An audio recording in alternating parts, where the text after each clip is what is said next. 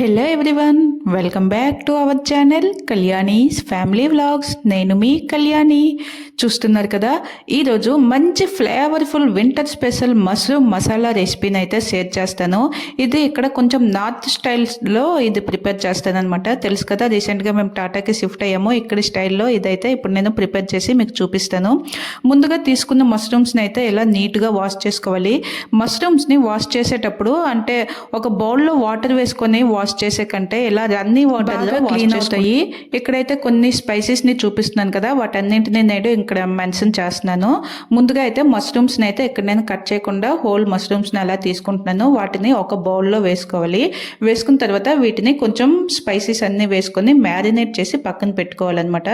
ఇక్కడ వీటికి సరిపడా ఉప్పు, పసుపు, కారం, అలాగే జీరా పొడి, ధనియా పొడి, గరం మసాలా, దీంతో పాటుగా కొంచెం అంతా మీట్ మసాలా వేసుకుంటే మనకి ఆ టేస్ట్ అనేది నెక్స్ట్ లెవెల్లో వస్తుంది అనమాట. లేకపోతే స్కిప్ చేసి గరం మసాలా వేసుకున్నా సరిపోతుంది.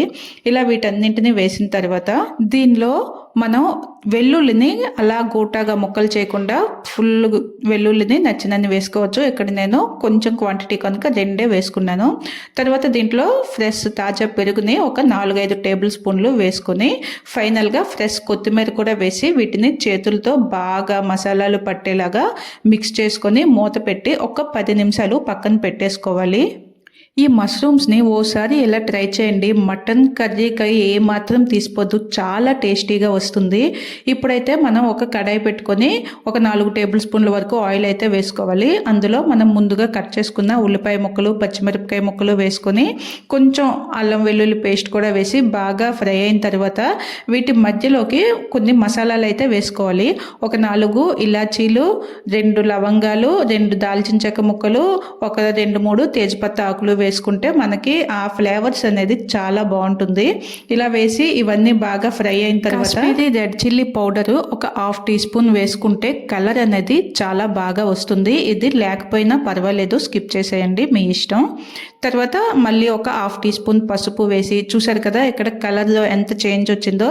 మనం ముందుగా మ్యారినేట్ చేసుకున్న ఈ మష్రూమ్స్ని ఇందులో అలా వేసేసుకొని బాగా మిక్స్ చేసుకోవాలి. మిక్స్ చేసుకున్న తర్వాత మూత పెట్టి ఒక్క 2 నిమిషాలు మూత పెట్టి పక్కన పెట్టుకోవాలి. అప్పుడు మనకి ఆ మష్రూమ్స్ నుండి అలాగే పెరుగు మిక్స్ చేసాం కదా, బయటికి వాటర్ అనేది రిలీజ్ అవుతుంది. అంతవరకు ఒక 2 నిమిషాల పాటు మూత పెట్టి ఉంచుకోవాలి. తర్వాత మూత తీసి కొంచెం ఆయిల్ అనేది అబ్జర్వ్ అయింది కదా, తగ్గింది కదా.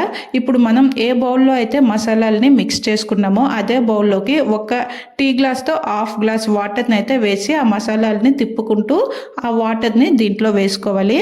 వేసుకొని మనం కన్సిస్టెన్సీ చూసుకొని ఎంతవరకు కావాలో అంతవరకు దగ్గర చేసుకుంటే మనకి ఈ కర్రీ అనేది రెడీ అయిపోతుంది. ఇటువంటి చలికాలంలో ఇటువంటి ఫ్లేవర్ఫుల్ స్పైసీగా తయారు చేసుకున్న కర్రీస్ తింటే చాలా బాగుంటుంది.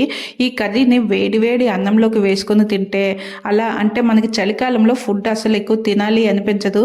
కానీ ఇటువంటి కర్రీని చేసుకుంటే ఇంకో 4 ముద్దలు ఎక్స్ట్రా తినేవచ్చు, అంత బాగా వచ్చింది. తప్పకుండా ట్రై చేయండి.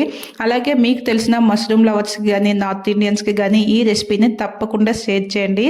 అలాగే మన వీడియోని లైక్ చేసి ఛానల్ని వెంటనే సబ్స్క్రైబ్ చేసుకోండి. మళ్ళీ మరొక ఇంట్రెస్టింగ్ రెసిపీతో మేము ముందుకు వచ్చేస్తా. చూస్తూనే ఉండండి Kalyani. Thank you for watching. Bye.